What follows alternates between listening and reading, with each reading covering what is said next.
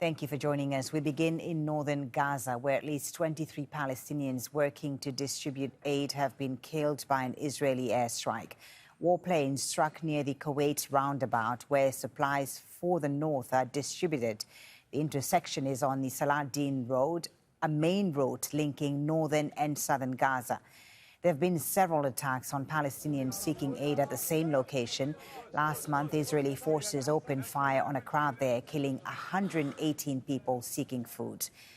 And the Israeli army has also shelled a UN warehouse meant to receive humanitarian aid in Jabalia in northern Gaza.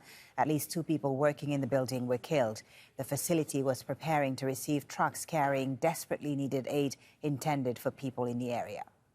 Well, let's get an update on the situation in Gaza and speak to Al Jazeera's Hani Mahmoud, who's in Rafah for us. Hani, tell us first about this attack on the aid workers at the Kuwait Roundabout. What do we know happened?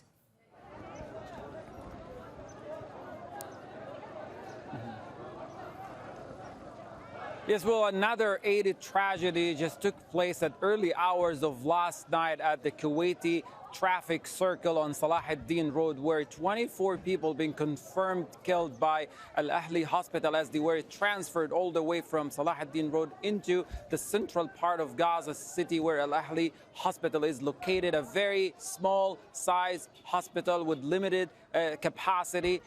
We were told there are still more people on the roads among the injuries as the attack was massive, and it not only destroyed the 80 trucks and the people who were gathering at this point, but also the vicinity of the area, including public facilities. This is not the first time we've seen direct and deliberate attacks on humanitarian aid trucks or on people who are gathering in large groups, given the fact that famine is spreading widely in the northern part of Gaza City, and people, for the most part, are very hungry. Meanwhile, in Jabalia refugee camp, a distribution food point was targeted and destroyed, and we were told it is the only one available in the northern part of the Gaza City, and it was set up in the 2 days in which we've seen 80 trucks delivered into northern part of Gaza City in a smooth and a secure way. That food distribution point was set up for that purpose, and now it has been destroyed. And Hani, what is the latest you're hearing about the situation at Al-Shifa hospital, which has been under siege by the Israelis with at least 50 people killed?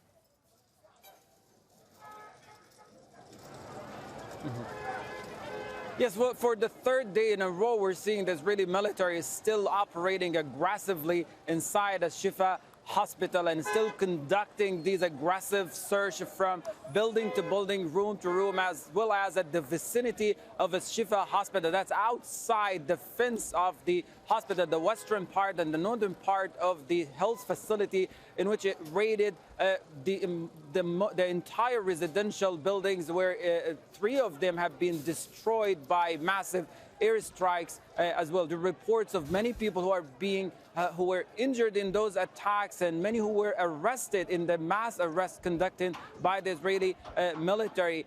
The fact right now, what's going on inside the hospital is extremely difficult. We're talking about entire facility right now, as it was recovering step by step and started to provide a basic treatment for the injuries, is now completely out of service. The Israeli military still insists that it is operating inside the hospital based on the intelligence information it received of the presence of operatives and militants inside the complex, but without offering any substantial evidence. At the same time, while the Israeli military is still storming the health facility complex, intense bombing campaign continued to pound across the Gaza Strip, mainly in the central area, where more residential buildings have been targeted and destroyed in both the Nusayrat refugee camp and Al Buraj refugee camp. We're looking at a very large number of people have been killed.